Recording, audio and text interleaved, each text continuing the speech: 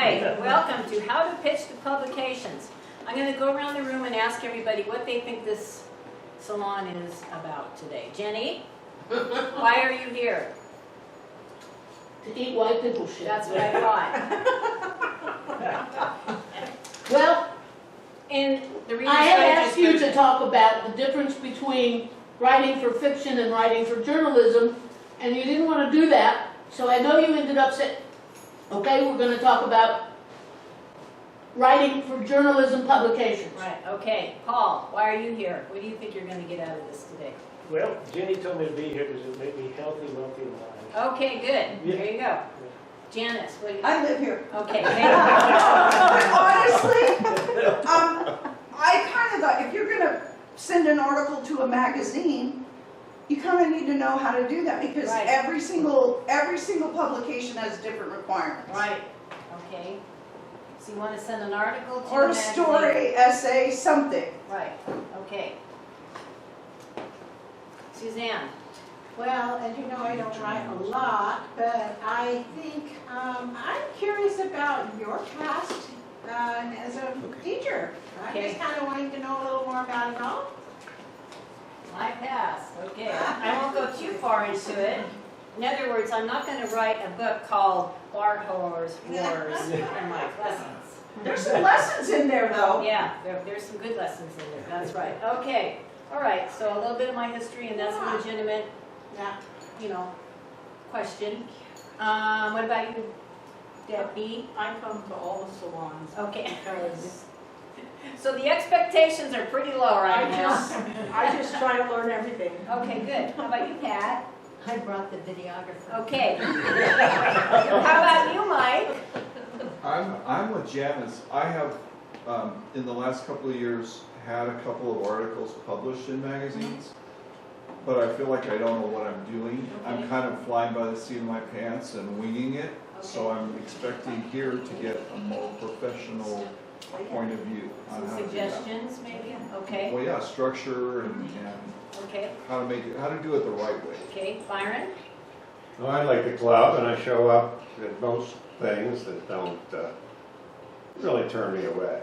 Okay, good. And Jenny told him to be here. That's right. And you write a lot of And like Mira, newsletters why are and you stuff. here? You write What are you publications, right? expecting? Yeah. As usual, I never know what the topic is, but I Okay. show up because the salons are always great, and this one sounds great. I'm Okay, glad I good. showed And up. Richard, why, well, we know why you're here. Mike made me come. Pat brought you. All right, so yes, we're going to learn about how to submit to publications. So I'm going to pass out a handout, and it's 3 pages, but we're going to go over pretty much. I taught just a little bit about myself. I taught at Longview City College for 12 years after I stopped working in the field, if you will, as an investigative journalist for years. I kind of got into that industry midlife, after I went to college midlife, but I always loved to write. So one day in my desktop publishing class, my instructor read something that I wrote. She goes, "Have you ever considered going into journalism?" And I said, "Not really." And at the time I was getting a divorce. I had 3 kids, little kids. So I thought, I don't know if I'm going to have time to move on to the next stage. But I eventually did. I worked in the industry for about 10 to 12 years, and then I was asked to cover for my former mentor and instructor while he was on sabbatical for a year. And I had just enough professional experience because I didn't have a master's degree, but I had a bachelor's degree. In this college, you can have an equivalency in the journalism program. So I filled in for him while he was on sabbatical, and I stayed around and taught freelance writing. I taught City Magazine, which was the magazine that the students produced. I taught newspaper writing. I taught, my last 3 years, I taught public relations. I taught global communications. Can't think of what else. A couple other things. Anyway, so I have a little bit of experience. So what we're going to do today is we're going to look at how to pitch to publications. It's not rocket science, but you do have to know the nuances, right? Just like any other industry, you have to understand how it works. So, first and foremost, what do you think you're going to do when you have something you want to write about and you're going, now what do I do with it? I would like to get it published, but Well, I'm not gonna send an article on retirement to High Times Magazine. there you go. And I'm not gonna Exactly. send an article on weed to Reader's Digest. Right. Well, it depends. Well, What is the weed story about? well, that's true. Right, okay, so again, little nuances. So let's look at this. There are literally thousands of publications you could write for, magazines, news, papers, newsletters, either in print or online. The question is, how do you know where your writing will fit? Do you submit your work? Where do you submit your work? How do you do it? Here are a few simple things to keep in mind. First of all, read the publication, front to back. Understand the demographics. Who reads this? I mean, we all have magazines in our houses, right? Okay, so if you walk in my house, I'll show you my magazine. Sorry, Richard, my back's okay. So, you walk in my house, and you might see a copy of Real Simple, which is a ladies' magazine. I have a friend that has a subscription to this, and she gets a free one. So every year, all of a sudden, these magazines start popping up in my house, which is nice. I do not have any magazines in my house except a couple of copies of the California Literary Review, that's it. I don't do magazines at all. Well, we get this because we're Harley owners, Harley Davidson. Oh, that's So this Hawk. is called the Enthusiasts by They Hawk. changed it, right? Right, yeah, Yeah. so see, we'll be looking at that. Oh, heaven. My husband is a member of the NRA, so he gets this magazine. Fortunately, he doesn't read that much.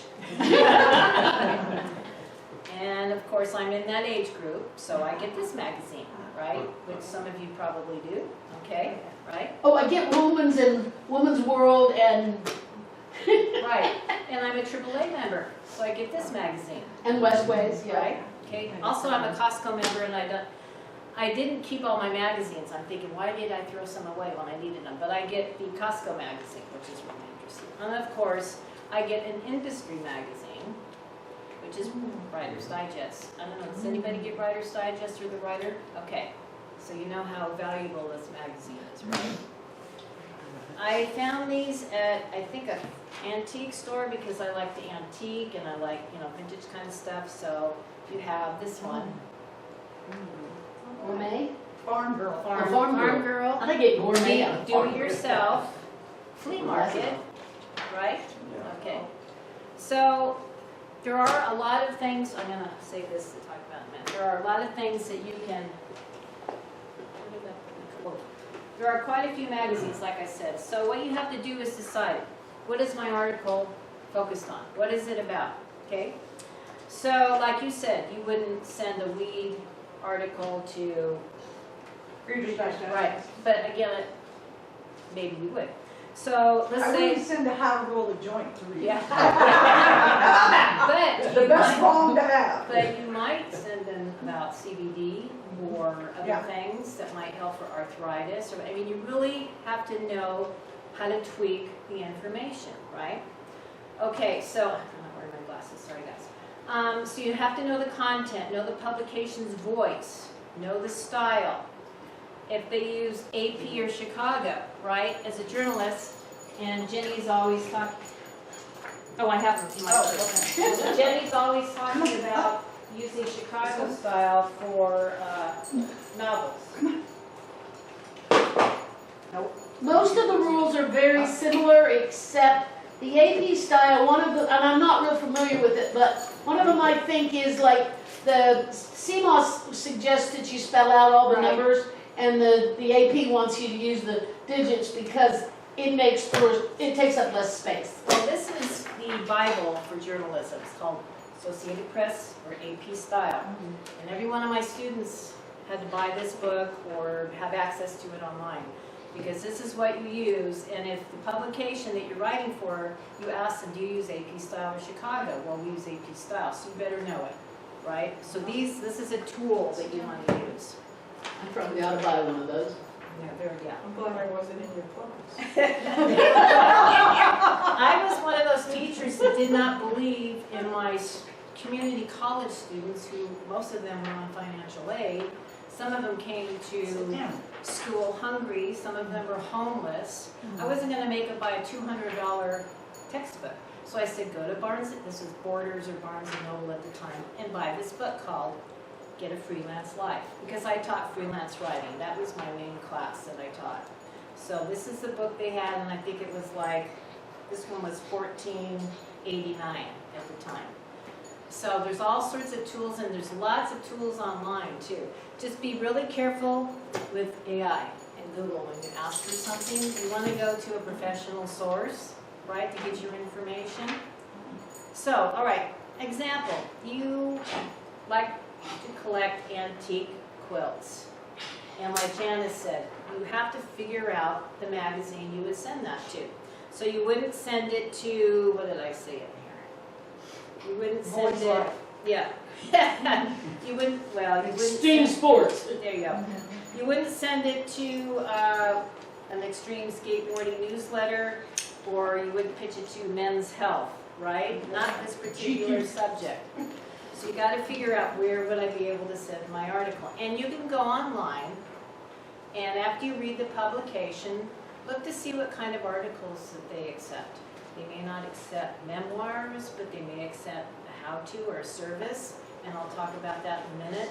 So that's really important too, not just to read the publication, but understand when you're ready to submit how to do that. We'll talk about that in a minute. Okay, so how do you find magazines to write for? Well, go to writersmarket.com. And I don't have the book anymore, but it's another really thick book that gives all, I mean, so obscure, some of these niche publications that you could submit to. I would probably recommend doing that before you submit to like Vogue or something like that.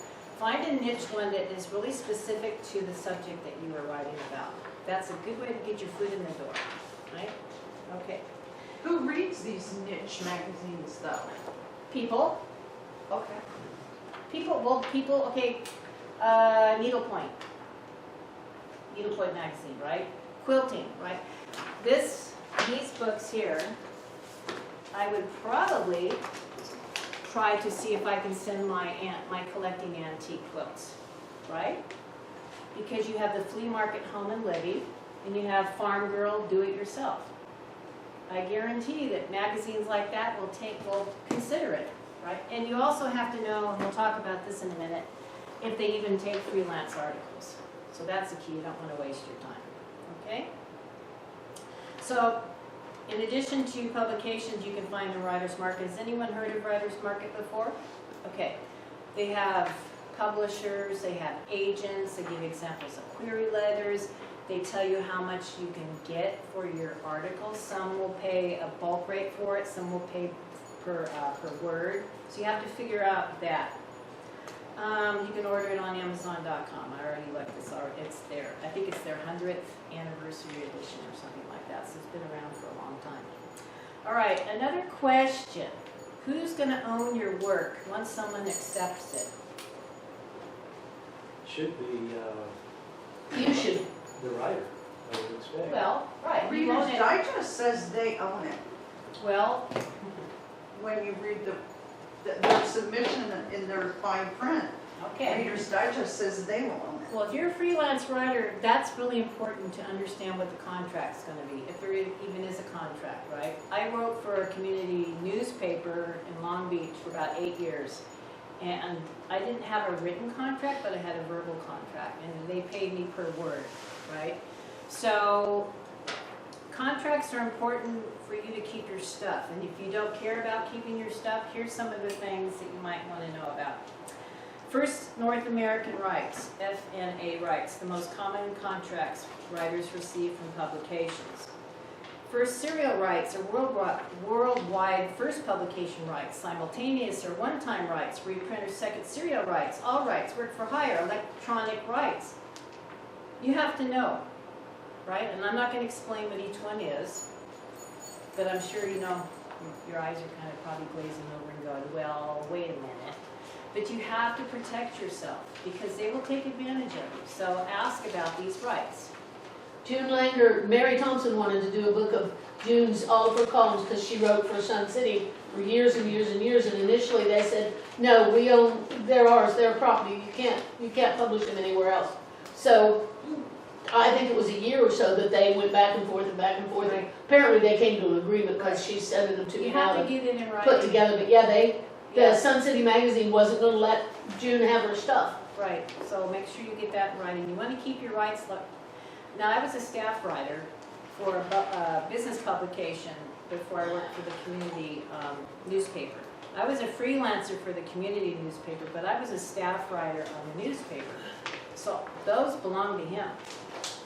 You know, the publisher owned those because I was an employee. So you have to be really careful with that too. You have So what about the Inkslander? Do we, I'm a volunteer. but I mean, do we retain any rights in the Inkslander? As soon as you write something on paper, as soon as it's tangible, you own it. Unless Okay, you so- have an agreement that you don't. Because I don't think we've put anything together for the Inkslander, have we? But I think that's always been our understanding. Is that it's, we're Yeah. just, We're, it's an avenue, but we're not retaining any. we are not retaining any rights over anybody's Right. material. And the only thing we do with the anthologies is we have a 12-month limitation on it, Right, to not publish it someplace else. I forget what the wordsmith says, but I know our anthologies say it's not that we own it, we just restrict republication for 12 months. Wordsmith is more forgiving. Wordsmith is, you can publish it wherever you want. We really want our authors to publish. Yeah, when you start doing that, you know, people. Yeah, we don't You want to don't want to go restrict through all the anybody. legal stuff. I mean, you want to hire a lawyer and every time, you know, you have a contract to give to our club members. I think we're a nonprofit, right? That's right. Okay, so we're not making any money. You can sell it or do whatever you want with it after the Inkslander prints it. Yeah. Right, okay. So what kind of articles should you write? All right. How-to. Give me an example of a how-to. 10 easy ways to buy a car. How to buy a car. Nope. How to turn a segmented vessel. How to turn one? Yeah, that's a how-to. Turn it with a lathe. Okay. How to Okay. take a right-handed crochet pattern Okay. and turn it into a So- left-handed one. Give me a quick example of something that you do when you're doing woodworking. Turning a segmented vessel How? on a lathe What's a lathe? with tools. With what tools? Skews, gouges, parting tools. All right. So it's a step-by-step instructional piece. Right. Instruct, right? So when I was teaching, one of my assignments for my students was, you're going to write an article about tying shoes, Oh my gosh, that's so hard. but for an alien that came to the planet who knows nothing about what a shoe is, what a shoelace is, what an eyelet is, what a bow is. So you have to explain it step by step so they understand how to do it. Just like with woodworking, right? You have a novice and like, what is this tool? I don't know what this is, right? Yep. So what else is a really popular how-to, especially in a, see now I'll spread out, especially in a woman's magazine? How to bake a cake. Cooking. There you go, a recipe, step by step, right? How to measure the ingredients, that is a how-to. Okay. Every woman's magazine I've ever seen is how to get and or keep a man. We'll get to what that is in a minute. And in England, it's a cookery book. Okay, we know what this is, Q&A, right? So Q&A involves the writer interviewing a person. This can be a celebrity or someone with a unique, interesting story to share. We use this type of article in the Inkslander, right? So I've been interviewing some of our writers, and I'm not going to tell you who the next one is because it's going to be a surprise. But that's a Q&A. So we, as an interviewer, I ask them questions, and then they do it in person or write it in. Then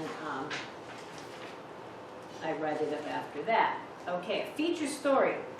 They're typically the backbone of most magazines, right? So they typically are the articles that draw the reader in and are often promoted on the cover. These articles are what I consider creative nonfiction.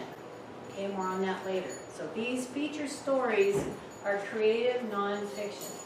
So what does nonfiction mean? That's a factual story. Right. What does creative mean? Means you are probably using it in a unique way or a Okay. creative way that might not ordinarily be just strict facts Right. being repeated back. Right. So you're writing it almost like you would your novel. So I'm going to give you an example.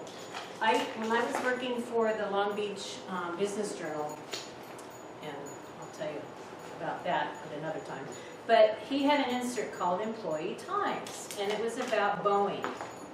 This was in 2000, so this was before 9/11 happened, right?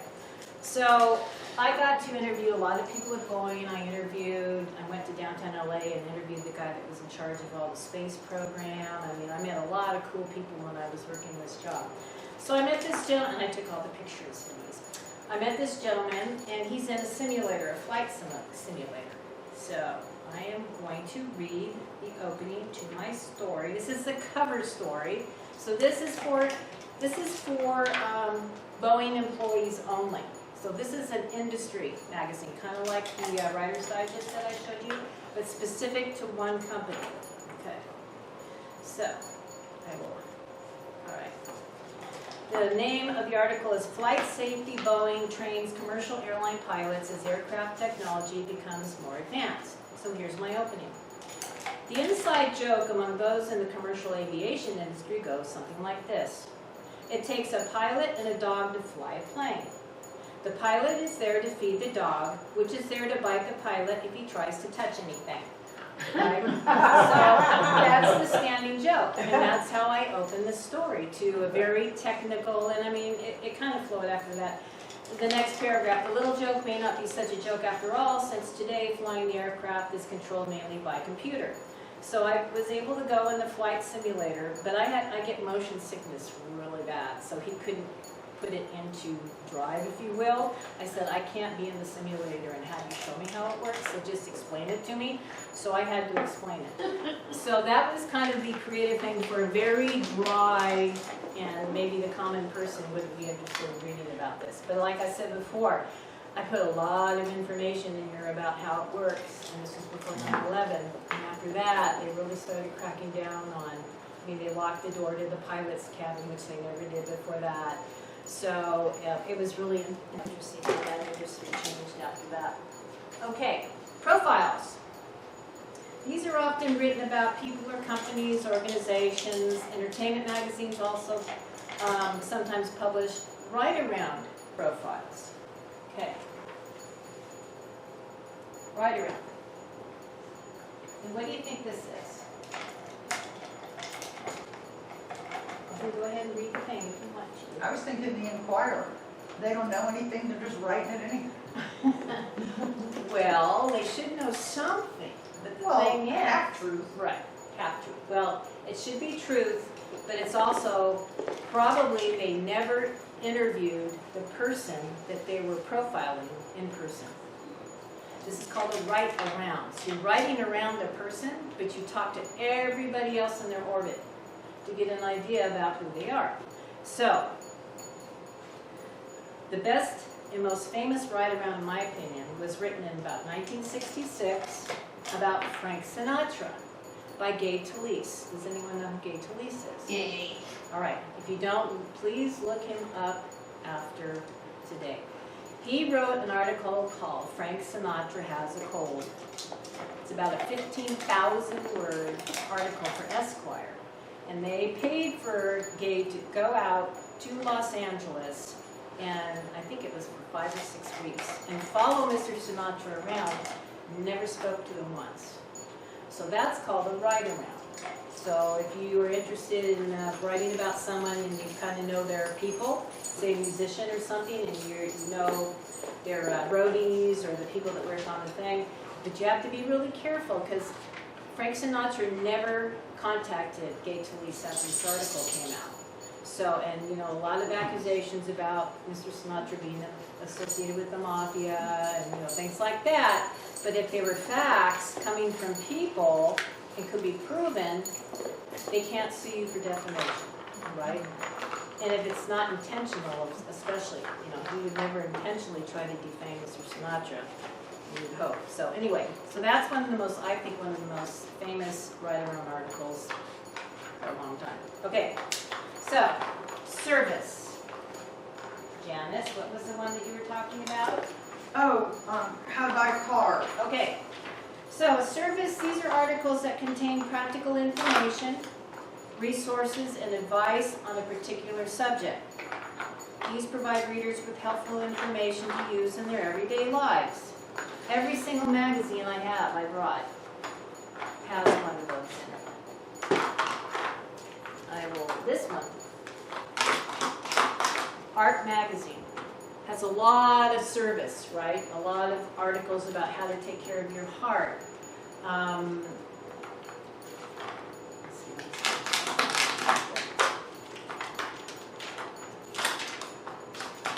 When romance meets finance, so it's talking about if you find somebody, romance right to protect your finances, so it's a little how-to. A lot of people, we got a scam call today from Kaiser Permanente. We aren't Kaiser Permanente patients. And you could tell the woman that was speaking was from overseas, tried to lure my husband in. She ended up hanging up on me. Let's see. The pain of modern life, right? This is kind of like Anita did, for how to not feel all the aches and pains when you're writing. So those are called service. They're providing a service with information. Okay. Travel. Travel magazines are usually a first-person type essay. And they could have a sidebar, or they can have lots of photographs. I'll show you this one. So everybody knows that it's the 100-year anniversary of Route 66, right? Okay, so in my Enthusiast magazine, there's a gentleman that rode the 100 miles, or not 100 miles, I think over 2,000 miles on his motorcycle. So he made all the stops, he has little blurbs about all the stops, lots of pictures, right? He did one, actually, we just went to Amboy. Does everybody know where Roy's Cafe is? Amboy? Yeah. Okay. How much was the gas In in Amboy? In Amboy. You know what, I don't know if they have a working gas station there. We were just there a couple months ago. They only have a little market. So I don't even know if they still have gas there. It wasn't working when we were I there. don't think they do. No. They did, and it was like $9 a gallon back then. In Amboy? Yeah, Or at Roy's? yeah, Oh, okay. because you're way out in the middle of nowhere. Right, well, yeah. So that's a travel one. So when you do a travel one, let's say you go to Hawaii and you stay on the island of Kauai. You stay at this really cool hotel and you go on their little tours. Well, you talk about that, but then you do a sidebar. And the sidebar gives all the specifics, like Come here. the hotel, the cost of the hotel, where to eat, the cost of where to eat, the cost of taking the tours. So those are little sidebars. So if you have something like that in mind, it's a first-person essay with the sidebars. Okay, reviews. So we do a lot of reviews in the Inkslinger, so everybody's familiar with that, so I don't have to go over that. So you kind of get an idea, and like I said before, like the bread and butter of these women, especially the women's magazines, are those surface pieces. So if you have advice, if you're an expert in something and you want to share the information, it's not necessarily a how-to, which is a step-by-step detail thing. So there are differences. You want to know the difference between that. Okay, so when you're ready to pitch your article, what do you do next? What do you think? First of all, you know the style, you know the voice. You need to know if they take freelance writers or someone off the street, or if they only have staff writers. Did you know that National Geographic is 100% freelance? They have no staff writers and no staff photographers. So, but you wouldn't know that unless you went online and saw their guidelines, right? One of these magazines, I forget which one it was, might have had Writers. Oh yeah, Writer's Digest, I think. They have little caveats. You have to go, what I would do, you have a table of contents, right? You can see what kind of articles these magazines have. And then you have what's called the masthead. This shows who the editors are, who's in charge of each department, and sometimes down at the bottom they'll say if they take unsolicited work or if they only have staff writers. So you have to do your research with that. Any questions so far? You can subscribe. They send out emails a lot from Writer's Digest that gives you all kinds of great tips about places to submit and information articles, and it's really, and it's free. It's a free email that comes. Right, if you're subscribing to that, I get them every day. But with those, that's what we call service pieces, right? They're telling you where to do it, how to do it right, so that's a service, right? Okay. So most of the freelance writing assignments or the acceptance of your articles start with a pitch, right? Just like you would pitch or send a query letter to an agent, you need to find out how to pitch or send a query letter to the magazine and to whom, what department, right? So they have, you know, fashion, food, other miscellaneous departments. So you have to know which one to send. And just like with an agent for your novel, make sure you get their name. Make sure you get the correct spelling of their name, right? And I used to tell my students this all the time. We had the, before he retired, the managing copy editor for the Los Angeles Times came to my class. Guess what the #1 mistake is for the newspaper? Spelling the names wrong. Spelling the names wrong, right? So simple. Just ask when you're interviewing someone, first of all. So I tell my students, you know, if you have Smith,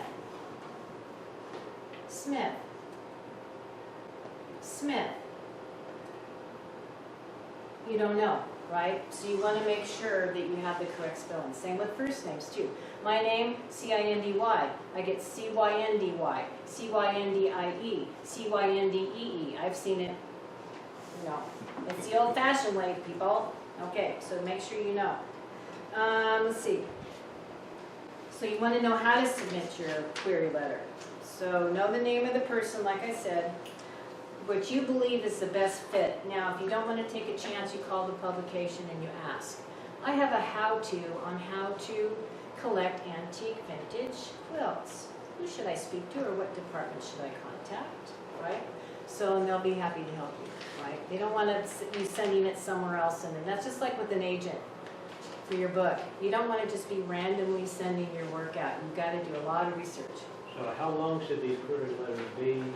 And do you include any, just a few lines of what you've actually written? Right. So in here I said, what is it? I'm not going to be teaching query letters today, but you want to introduce yourself. You want to give them your elevator pitch. You want to give them the word count, right? You want to tell them why you would be the one to submit about collecting antique vintage quilts, your expertise, give some examples of your, you know, what you have or how long you've been doing it. Any of your accolades. Make sure, I don't care what it is, right? You have won a certificate or an award or recognition or whatever, a prize. So make sure that you include that, and that's usually at the bottom. And your credentials, right? So if you're a freelance writer, you've been writing on the subject for years, or I haven't been, but I've interviewed someone whose specialty is this, and they work for the Smithsonian, and so they told me how they pick quilts, you know, something like that. So if you don't have the expertise, make sure you have a reason for them to want you to write the article. You have a unique angle to the article. Okay. So again, let's see, I don't know what page this is. The last page, So one of the best ways to pique the interest of an editor is to show them why you are the best person to write this piece. So you want to talk about what I just said. Okay, and show them some of your similar work. If you don't have anything, that's okay. You really got to build up your personal reputation, if you will. But if you have things that you've written, show them, send it to them, send them a link if it's online, so they can see that, hey, this isn't just Joe Blow off the street wanting to make a couple extra bucks, right? Okay. So, this is another thing that I used to tell my students. There's a difference between being assertive and aggressive. So, usually with the guidelines, they will tell you there's a 4 to 6 week window before we will send you a reply. And has anyone ever sent their novel in query, and we also always see that we will contact you, please don't contact us within that period. But if that period goes by, what are you going to do? Send them an email? Because I did send something in, never heard back. Right. Send an email. Just a polite, I read your guidelines and I understand you're extremely busy. I was just wondering if you got a chance to read my manuscript or, whatever, how finesse you are with this. But don't let it sit idle, especially with an article, especially if it's a timely article. Now, there are articles that are called evergreen articles. So these could be written like the antique quilting thing. That could be in anything. And a lot of these magazines will accept manuscripts and they'll tell you, we're going to wait and hold this until our December issue, right? So you know that they're not just ignoring you. So those evergreen ones can be really key for your foot in the door. And they use them if an article happens to be not turned in on deadline and they need something to fill it and it kind of fits the motif of that particular month, then they'll use your piece. So it's good to get your foot in the door. It's really Evergreen is it can be used at any time, or Anytime. evergreen is in Noel? No. Well, Anytime. no, now, Timeless. I guess December was not a good month to pick. Let's see. Yeah. They're gonna do it in September Okay. because, but they haven't opened either, whatever. Okay. If it's a specific subject, like for Christmas and stuff, find out when they run their Christmas articles. Because sometimes you have to submit 3 or 4 months in advance. Don't wait till November. Because I guarantee you, you won't get in. And these magazines, the commercial magazines, again, they have staff writers, but not as many as they used to. Because it's expensive to pay someone's full-time salary with benefits. So more and more freelancers are getting into these kind of magazines that maybe 10, 15 years ago. Is it gonna be harder to get in with AI? Are they just gonna go to AI Oh boy, writers and that's a not pay anybody? whole different subject, and I've been doing a lot of research on that lately.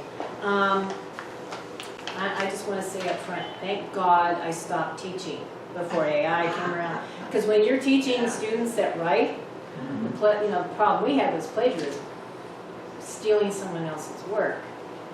And this is a whole different ballgame for instructors and for writers and for editors of magazines. I don't envy anyone that has to try to figure that out when someone sends something in. But you got to remember that your reputation is all you have. And if you lie or plagiarize or AI, it's a big world that's really tiny. And your name will be out there. And so don't even think about it. Research is different. And you do want to be upfront about, if I'm doing research, it's a great tool. I subscribe to the Columbia Journalism Review, which is from the Columbia University. They have a journalism program there. It's very well known. And this is something they're talking about, using AI as a tool for research and things like that. But when people send in manuscripts, they should say, I've used AI for research only. You have to guarantee that I wrote this, right? Just like when Richard submitted that piece to the Inkslinger where it had that certificate that this is written by a human, right? I mean, it's getting to that point. So don't be that person that tries to slip in. Deadlines are, yes? On the subject of AI, one of the things you should do is to find out what some of the points are that tell somebody that it could be AI. Like Richard told me, one of the signs is a lot of EM dashes. Well, I'm doing Freddie Gold's book right now. I know hers is creative. I'm not saying she used AI, Right. but she loves EM dashes. They are everywhere. Anita does too. And I wrote her She back writes, and I said, Freddie, Yeah. I Well, know you're not, but you need to, we need to cut out a lot of these because it's a signal to people that it was AI generated. So you need to find out what some of those things are to make sure you're not and doing it. that's a really simple thing to give away. There's other phrases they use, words they continuously use, but I use a lot of those words too. So how are they gonna know the difference? Have you guys heard of Tilly Norwood? Yes, Okay, she's coming out with her first Yeah. movie. she's not a real person. She's AI. Oh, she's the one that has her own agent and everything? Yes, she is AI. I just didn't know the And boy, name. I'll tell you, the professionals are just coming unglued with that. Well, you shake your head no, but wait. No, just I wait. believe it, I just Oh, think yeah. it's ridiculous. Oh, I know, me too. I was doing the same thing. Debbie's going, no, please. And then I'm thinking, what about books? What about magazine articles? Especially a writer who's on, back to the deadline thing. Deadlines are what make and break this industry. It will make and break you. If you have a deadline and you can't make it for some reason and you're freelancing, you've got to let that editor know the second you figure that out. You've got to be honest. Don't try to squeeze it in with some AI paragraphs at the end to summarize or whatever, because that's a killer right there. So I'm not knowledgeable enough about the ins and outs of how that works behind the scenes, but I'll just tell you that that's a killer, just like with plagiarism, right? If you ever get caught, you'll never get No. accepted You again. won't. Okay, so here we go. The difference between writing a novel and writing for a publication. I think some of you mentioned you were, or Jenny, that's kind of what you were after.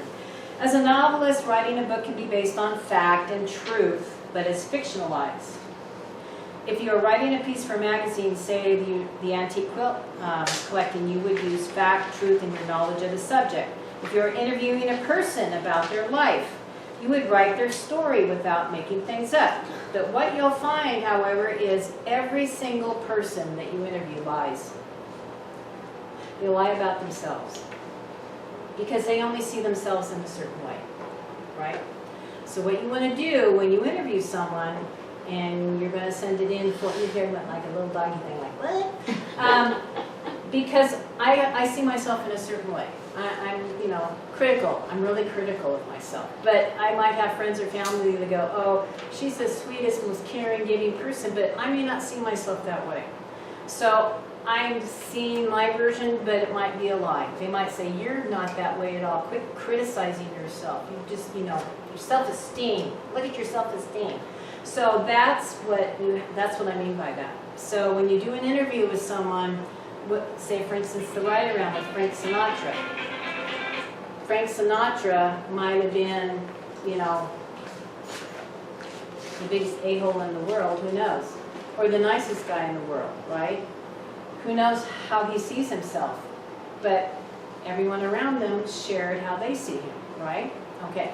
And we see him as an actor on TV. Well, that's not him, right? That's just a pretend person. So just keep that in mind when someone says something and you're not sure about what they're saying about themselves, that you need to get more than one source, more than them. Okay, so it's a good idea to interview others in their world. If you're writing a personal essay or a memoir, these two must be true.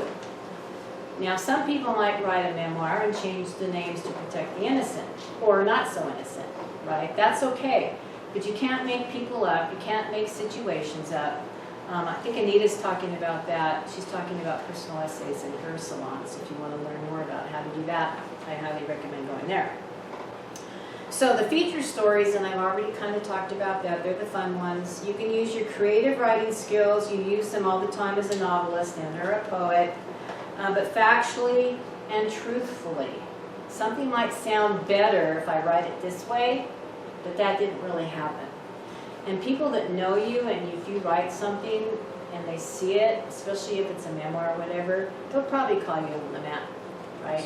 Yes. And you have to watch out for direct quotes. Oh, yes. Don't do long ones. Right, Something memorable, maybe. right, right. If you're doing a feature or an interview or whatever, be really careful with your quotes. I'll never forget the time that I interviewed the city manager for the city of Long Beach, and I was recording it, and I always take notes, but I was recording on my little Sony cassette thing that back then. We didn't have phones. I took all my pictures with my Kodak camera. So I was interviewing him, and we were talking, and he was talking, I think he was ready to retire, and he goes, yeah, I'm just, something about this job, yeah, you know, I'm just ready to give up this crap. And I kind of chuckled. Oh, okay. He never said anything. So I did the story and I used the word crap. Well, he called my editor and said, I never said I was tired of this crap. He said, I was tired of this craft. And I listened to that tape over and over, and it was, he was sitting across the table from me, and just in the context of our discussion, crap fit a lot better than craft. So I think he was covering himself. So my editor didn't make a change, he didn't do a, you know, correction or anything. He goes, I believe you, you know, I kind of hear it too. So you have to be really, really careful with direct quotes. And make sure that you, if you're not sure, you repeat back what they say, or if you're writing up your story afterwards and you can't make a word out or whatever, because I created my own shorthand. You better call them and go, I'm just about ready to give this to my editor. I just wanted to clarify something that you said. Now, there's a nuance to that. I was mostly talking about memoirs, things that happened 10, 20, 30 years ago. Sorry. And you have long quotes that obviously you didn't remember word for word. Well then don't use them. You can paraphrase. Right. Don't use a direct quote if you don't know. But back to what I was saying about the quotes, make sure they don't try to change what they say. If you wrote it down and you're pretty sure that that's exactly what they said, they might, oh, well, can I say something else? No. Okay, or they say something and then they want to take it back. Well, if you're a journalist, that's called too bad. Because they have to tell you it's off the record. And professional, especially government people, will tell you, this is off the record. So you put your pen down and you turn off your recorder. And then they're blabbing away and go, are we back on the record yet? Okay. Now you can agree with them and not put it in there. It depends on the damage it can cause too. You have to kind of weigh a lot of things. All right, so this is more hard news. And if you're writing a paper about a particular subject and you're quoting a book that's in publication, you have to be very careful about how long of material that you quote out of that book and how often you quote, because there's the fair use clause that you can only do so much out of a book quoting it. If it's a review, you have a little bit more leeway. But if if I'm writing a paper on, I don't know, building a a gray water facility and I'm quoting some book, you can't just quote pages of it. You're very limited. And surprisingly enough, for those Christian writers, you cannot use more than 500 Bible quotes within a single book. Interesting. And I had a lady who had over 700. We had to cut some of them out. Okay, so what time is it? It is almost 5. Do we want to take a break and snack? Let's take a break because we're going to have an exercise after this. So I hope this is giving you an idea if you want to submit something. You all read magazines, so I'm sure you kind of can put 2 and 2 together. Okay, this is a service thing, I get it now. This is a how-to. This is a feature. This is a interview. I mean, it's really very simple. But what we're gonna do a little exercise after the break. So, yay. Okay. I want to see this before you put it online, guys. All right. So I'm going to read you something else that I wrote for the Long Beach Business Journal. And I wrote, probably through my whole career, hundreds and hundreds of articles. And this was one of my favorites. I think that's your fault. Thank you. Okay. So here we go. She arrived early. Now this is a business journal. Remember, they wrote for Boeing and commercial real estate. I wrote about a lot of real estate and retail and all that for this business magazine. Okay. She arrived early in the morning. It was dark when they put her and all the girls on the buses bound for Building 12. When she got off the bus and walked into that building, she was scared to death. Positioned in the massive structure was a huge airplane, barely illuminated by the yellow fluorescent lights that didn't cast any shadows. it was wartime and there was a blackout at Douglas Aircraft Company that day. The first day on the job for Betty Murphy as one of the original Rosie the Riveters. So I did a whole story about her, about the union. She's in charge of the UAW Local 148. She's a retiree, but she was in charge of that particular section or region in Southern California. So I'm talking about the history of the plane and all that, but I opened it with maybe how you would open a novel, right? So you have the freedom to do that. You still have to do what's called who, what, where, when, why, right? You have to have all the information, which I got to. I talked about her, how she got to that position, what she did during the war, where she did it, why she did it. So in hard news, and this isn't as common as it used to be, and I had an instructor at Cal State Fullerton that said, ignore the inverted pyramid, don't use it. Well, the inverted pyramid is kind of the Bible for hard news, right? So when you, can somebody open up a hard news story on their phone real quick? Just like something out of the newspaper today?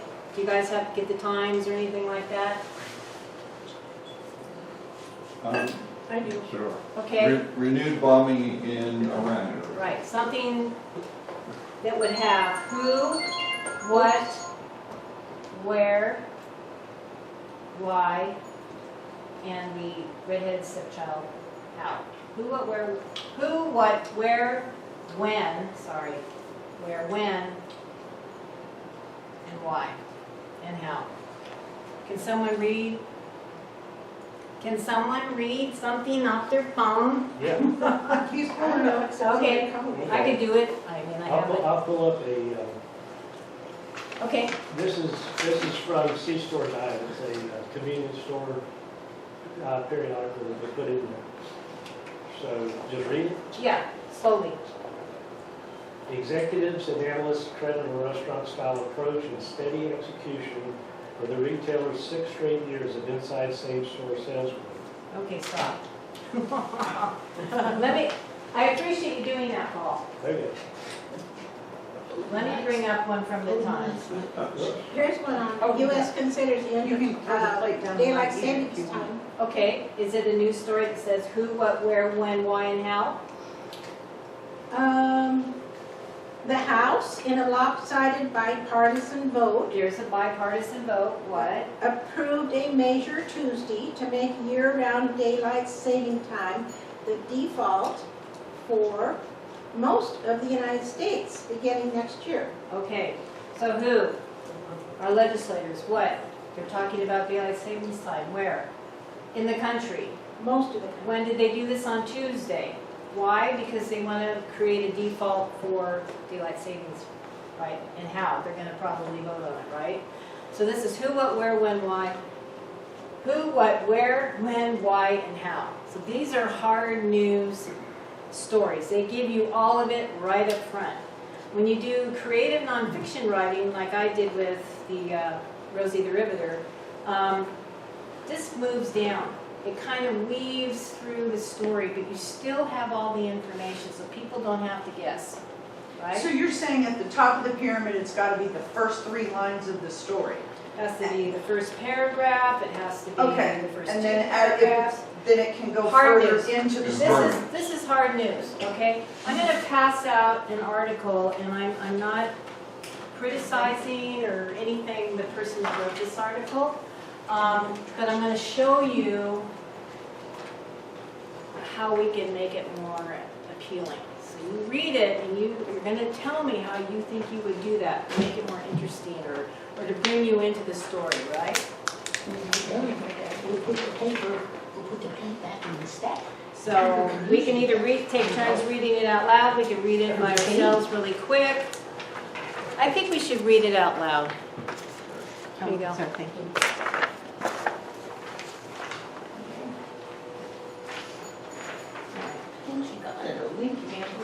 Okay, does someone want to start with the first couple of The first 3 paragraphs. Debbie. First read the slug up at the beginning. Oak Hills, California, right? And this is from the local Victor Valley News. Okay. A new locally owned coffee shop, Coffee Cove, officially opened Sunday, May 3rd, 2026, bringing handcrafted drinks and a community-focused atmosphere to the Oak Hills area. Owner Ariana Corona, a 2021 graduate of Oak Hills High School, said the shop was inspired by her desire to create a space where people could slow down and connect. Okay, stop for a minute. So did they have all this up here? Who, what, where, when, why, how? You give why at the end. Okay, why? And the who. Well, who is, We've got the who and the what and the when. or Ariana? That's the who, okay. The when, the how, or whatever, probably further down, but you have to make sure you get at least who, what, where, when, why, right? Okay, go ahead. Corona explained that opening the business close to where she grew up adds personal meaning to the venture. Okay, Pat, next 3. Coffee Cove was inspired by my love for creating a space where people can slow down, connect, and enjoy drinks in a welcoming environment, he said. As a local, he graduated from Oak Hills High School in 2021, just about a mile from where the shop is located. It's especially meaningful for me to bring something like this back to the community I grew up in. Keep going. Mike, why don't you do the next Okay. 2 or 3, whatever. Sure. She added that the concept also centers around mental wellness. I also wanted to create a space that supports mental wellness in a simple way. Somewhere people can take a break from their day and feel comfortable and loved, she said. Go ahead, do the next one. Okay. Coffee Cove, located at 13312 Ranchero Road in Oak Hills, offers a variety of handcrafted beverages and fresh baked goods made by a local baker. The menu includes espresso-based drinks, matcha, cold brew, lemonades, refreshers, and seasonal specialties, along with pastries, waffles, breads, and other baked items. Byron? According to Corona, the shop's attention to detail and atmosphere help set it apart. What makes us unique is our attention to detail, from the quality of ingredients to the overall experience, she said. We're creating a self and welcoming space with a warm atmosphere that feels different from a typical coffee shop. Okay, the paragraph at the bottom, because my color doesn't work on my printer, I think that says business's Instagram account. So whoever reads the next one. Mira, do you want to read the next couple? Sure. The location places Coffee Cove within minutes of several local schools, including Oak Hills High School, Cedar Middle School, and Mesquite Trails Elementary. In a separate message shared on the business's Instagram account, following the shop's opening, Corona also opened up about personal challenges leading up to launch, including a serious health condition. Okay, Richard, do you want to read the next couple? He can't see it. Do you want to read the next couple? While I was praying for things to move faster, he was slowing everything down to heal me, she wrote. Just a few months ago, my scoliosis had unable to walk, word missing, had unable to walk or get out of bed. And if this opened on my timing, I wouldn't be able to stand here today, she said. Corona credited her faith for guiding the timing of the shop's opening. Paul, you want to read the next? Every delay was him. Every closed door was him. Every step that got me here was him. She wrote, this isn't my timing, it's his. Corona said she is grateful for the support the business has already received and is looking forward to connecting with customers. Janice, you want to read the next one? We're so excited to bring Coffee Cove to the community and create a space that people can truly enjoy and feel at home in, she said. Being able to open a shop so close to where I grew up makes this especially meaningful, and I'm truly grateful for all the support so far. I can't wait to open our doors and meet everyone. Suzanne, you may be the last one. More than anything, I want Coffee Cove to be a safe space where people can slow down, feel good, and have something to look forward to in their day, he added. Isn't that the same thing that was up in there earlier? Way too She repetitive. repeated it like 5 or 6 times. Okay. So, to me, when I first started reading this, my mind started wandering to other things when I was reading about the bakery and all that, right? Okay, it's another bakery, so what, right? So, what do you think would have made this more engaging and make me want to keep reading besides just a new place opened up to get pastry? Maybe if she named the pastries? No. She needs to quit repeating everything. She said about places to get a warm, welcoming environment, slow down, connect, and all that. She said that Comfortable at least and- 3 or 4 times. Yeah, just, Well, that's not her fault, that's the writer's fault. Yep. Well, whoever wrote it Right. needs to get a new job. Well, my point, besides me mentioning, I wasn't gonna be critical about the writer. Sorry. That's okay, no. See, you guys understand, and this is what happened, he's a staff writer, so he's got a job, right? Okay. So, all You of need to go apply. all of a sudden, way down in the story, they start talking about her. Her, yes, I was thinking the same Right. thing. About It got her. personal. Right, about her, right? So she started talking about Ariana. And what about Ariana kind of gave you chills or pulled at your heartstrings? that she's disabled. Okay, she has a disability. Okay, right. And she's young, right? She's had this scoliosis probably all of her life, and it's been a challenge for her. So what do you think he could have done to make this more appealing at the beginning? Like, for me, I read so much stuff, I would have just put this aside if I wasn't looking for something to give as a demonstration. I would have started by saying, the recent graduate of Oak Hills who has, a severe physical limitations or whatever, yada, yada, yada, has opened this coffee shop and it's unique. You're telling. You need to show, just like in your book. You need to show, not tell. Boy, did I pound that in. So use her quote. Well, you don't want to start with a quote necessarily. Yes. Well, because I actually wrote an article about a person who was challenged, who's Right. an autistic guy, Right. in the paper a couple Okay. months ago. How I did it, because I talked to him after I interviewed him, and I said, do you mind me mentioning this? And Mhm. he said, no. He said, I want you to mention it. I said, Right, okay. right.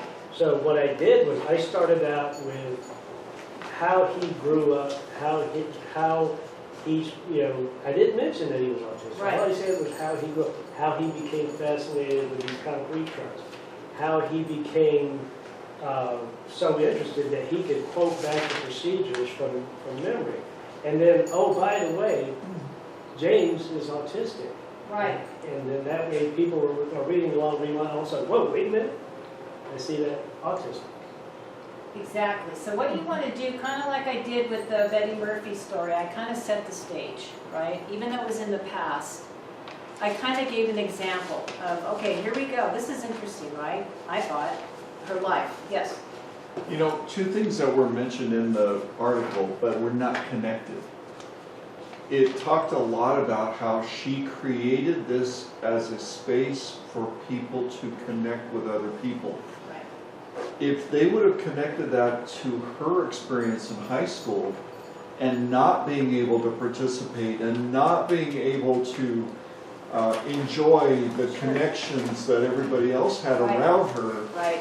this would have been There is Awesome. so much more he could have done with this story. Well, But- also, Yeah. why did she pick a coffee shop instead of a donut shop? Right. Well, there's pastries and stuff like that too, Yeah. but you're right. Why now? Why here? What motivated her, right? What in her life story put Makes her this- in this yeah. place? What were the challenges? What about her parents? How did they feel? Her friends, were they proud of her? Did they push her? Right? So much more could have started this story off to keep me reading as an interested person, right? So bring in all the human interest. Exactly. That's what creative nonfiction writing is. You don't make stuff up, but it could sound like one of your novels, right? So there's so much more in here. Could have talked about her religion. I love that quote that she gave him, right? Every delay was him. Every closed door was him. Every step that got me here was him, she wrote. This isn't my timing, it's his. And she wrote this on Instagram. He didn't even get this as a direct quote. So he was just trying to get the information out there because this is a new place that opened up. And probably how this works, especially with the Business Journal, is I went out and I interviewed so many people. You have no idea how much effort it took for me to make a new pizza place opening interesting, or a market down in North Long Beach interesting, right? That's at some bad part of town. I mean, I walked a lot of streets where I shouldn't have been, but I brought the people in. That's what I wanted to do, share their story. Should have shared her story, not little clips of she has scoliosis. Okay, period. So what happened, right? So you have to remember when you have something like this, or you know somebody and you think this would be a cool story about her, especially because she opened a business. So back to what I was starting to say, a lot of those feature stories that I wrote were because they bought ads. That's the trade-off. Well, my writer will come and interview you and share the opening of your story, but of course you're going to buy a quarter-page ad, right? Right, that's the trade-off. So she probably had an ad in the newspaper or online or whatever through their newspaper. So that's how those little things work. So again, she's the story, not the freaking coffee shop. That's kind of a byproduct. I want to know more about her and her faith, how it carried her through, right? You can pitch this to a magazine that, you know, religious magazine or a community like the Victor Valley News is a community newspaper. Let's face it. They do put other stuff in there, but that's how they make their money, with ads, right? They don't do it from subscriptions. They make it through advertising. So, but you can pitch a story like this somewhere else to any magazine. You would just have to research the magazine or the newsletter or the newspaper. But I thought, God, this is a gold mine. And did he drop the ball? But that would mean that he would have to be interested in doing better and not just, I want a 500-word article on this story because she wrote a quarter-page ad. And he probably is really busy. I know him and Renee are pretty much the only staff writers on the paper. But that's no excuse. I'm just... Right, exactly. But this could have been taken a lot further. It sounds like he just phoned it in other words. Kind of, I mean... Right. And when I was working as a journalist, you know, I did some phone calling, but only for follow-up. I always went in person. Because if he did this over the phone, this is so one-dimensional to me. What was he missing when he did this, if he did this over the phone? Well, phoned it in generally, it doesn't necessarily mean it was done on the telephone. It has kind of become an idiom for, I didn't put a lot of effort into it, I just, here you go. But what was he missing from not interviewing her in person? What? How she looks and what Her her accommodations her are. facial expressions, if she twiddled with her hands, if she held a crucifix the whole time. I mean, you got to get them in their environment, right? You go into, like when I would go to City Hall, I would look around and see if they had any collectibles or pictures of their families, break the ice, right? Is she getting up at 4 in the morning, struggling Exactly. with her scoliosis Exactly. to make the pastries? Exactly. I mean, does her family help her at the shop? Does she have her fellow high school students helping her? Do they do fundraisers? I mean, you can go all sorts of directions with something like this. And this is just one simple, quick example. So you have to think about that as a creative nonfiction writer, right? How you want to present the story. And believe me, it'll only help you with your novel writing, and vice versa. The novel writing will help you with this kind of writing. As long as you stick to the facts. You don't embellish, you know. So I just wanted to give you this example. I was going to have you guys try to write out, if we have enough time, but I don't know if everybody brought paper to kind of play around with an opening. So what I would like you to do as homework students is do that at your leisure and send it to me. Because I want to see how you did it. And you don't have to call her and all that. Just use the information that's on here, right? But calling, talking to the parents and talking to her friends, going to the school. What kind of student was she, right? Did she play sports? Maybe there's something she did. Who knows, right? This is just a little teeny tidbit about her life. But obviously she pulled her bootstraps up and opened her own business. When I published The Woman in Room 23, and I kept the article because I thought it was a really cool way to do it, the headline basically said that local author takes personal tragedy and turns it into triumph. And it talked about, the emotional journey of my mother's Alzheimer's, and that I took that and the sadness of her passing and turned it into a book. So it put me first, and I have kept that because I thought that was a really cool way to do it. Right, right. How's our time look? 5:30. Okay, I just want to do one quick thing.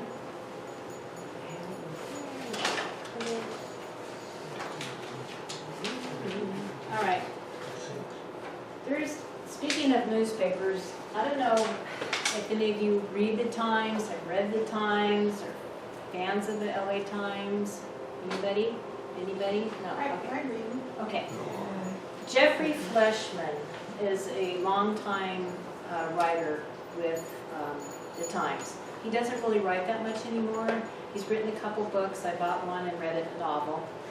But this is what I'm talking about when you have news, who, what, where, when, why, but you make it into a story that really pulls at the heartstrings, but you still understand the context, right? So he wrote this article in 2011, and this was right after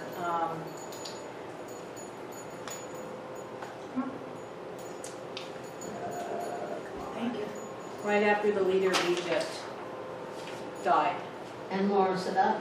Yes, and then his, vice president or whatever you want to call him, Mohammed Hosseini, Hosni Mubarak. right, took over, right? Apparently he was a very cruel, heartless leader for a long time, and I think he led, sorry, I did my homework really, really quick. He died in 2020, but he did take over in 2011.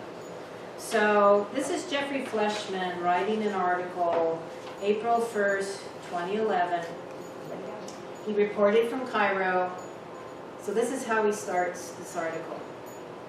Oars skim the marsh grass, and men slip their nets upon the water.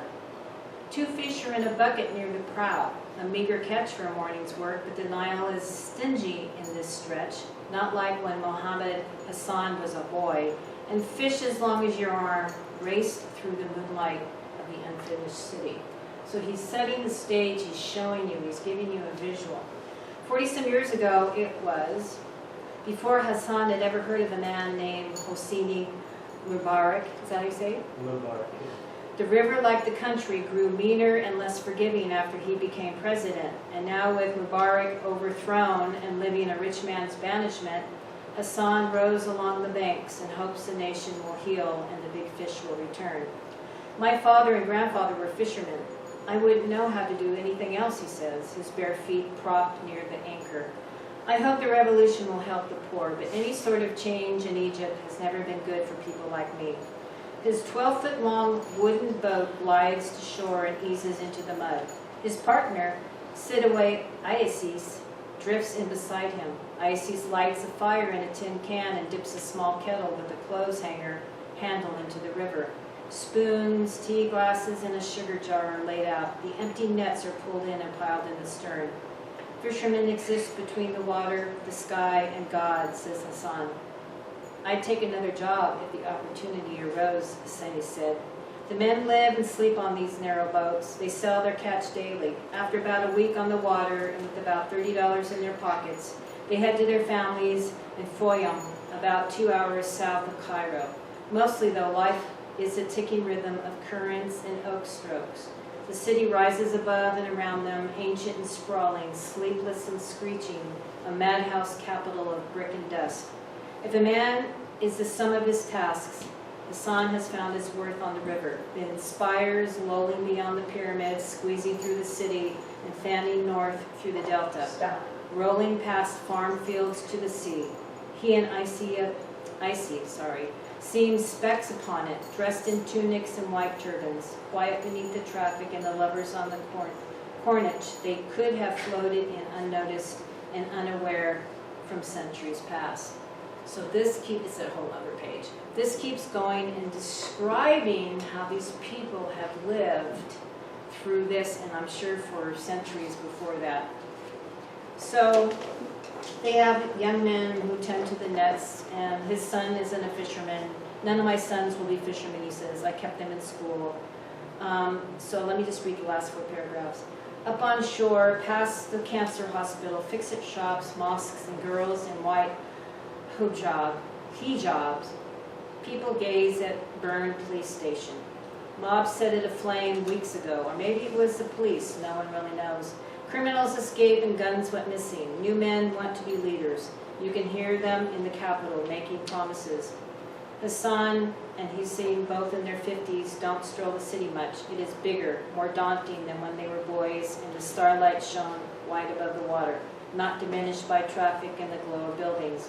Sometimes, though, on a special night, the sky still holds that ancient brightness when they lie in their boats and look up. They are many years beyond the boys their fathers taught. Hassan is a contemplative, heavy-set man with thick hands and a mustache to match his girth. Messiah has a sly smile and a smooth face. Their net men, thinner and younger with black hair, sit in the sterns, mending rips, tying knots. They have been working together so long that no instruction is needed, each man quietly at his chore. And the last one, the prows slip out of the mud and into the current. The oars find their rhythm. The nets slide along marsh grass. The boats head under a bridge and toward wider water in the north, where in the city and towns beyond the name Murbarek is being scrubbed from schools and highways christened long ago in his honor. So all of that is descriptive, right? But it explains the life of these people. But you could still feel what they're going through because of the devastation by their leader Sadat being assassinated and then this henchman coming in pretty much. So same idea with a story like this. You want to get the emotions. You want the reader to really care about her and her business. So what do you think is going to happen if you write a story like that and you make somebody care? What do you think the end result's going to be? I'm going to go to her coffee house and hope she's there so I can meet her, right? I don't even know, where did it say this was? Ranchero Road. Right, Ranchero Road. I drive all the way out there. It's still there. Yeah, right. The coffee house is still there, it's still open. Well, it should be open. 3 months, yeah.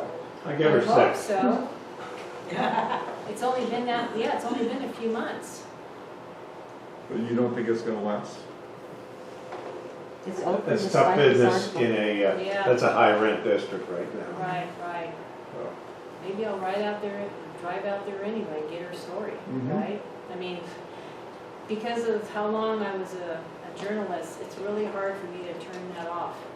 There's stories everywhere. Everywhere I go, there's a story. Every person I talk to, there's a story. Write her story and send it to the Pulse and see if Jim will print Right, that was it. And what's I don't want to write anymore. her competition? Are there any other coffee shops and stuff out there? Right, well, there's all sorts of questions I could ask her, or someone could ask her, right? Because I don't go on that into town, so. No, I don't either. I don't know. It'd be nice to know the cost. Right.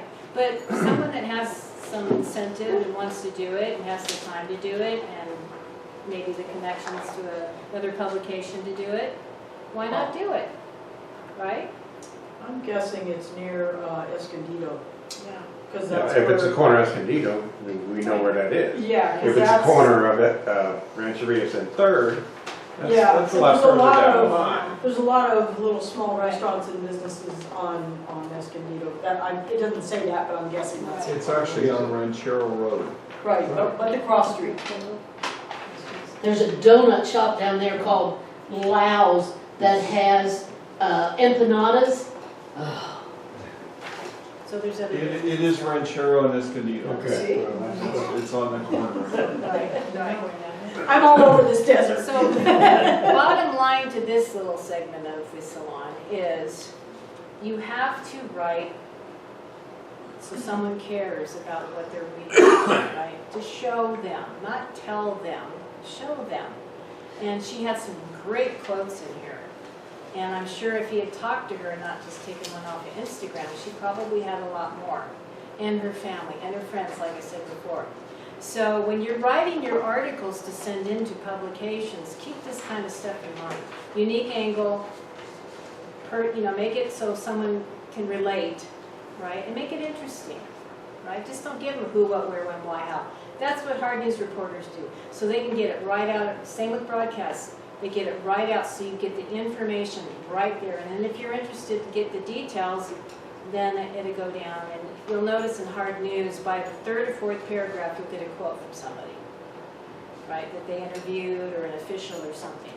So you do want the quotes and things like that. Plus, I don't even remember, I got this offline, I don't remember seeing a picture of her, or the coffee shop. There might have been one, but when I printed out the story, it doesn't print the picture, so I don't remember. So that's important too. You got to I took my camera everywhere I went and took pictures of the owners of the businesses and them at work, and if there was any patrons in there, I would interview them. How long you been coming in here? How's the food?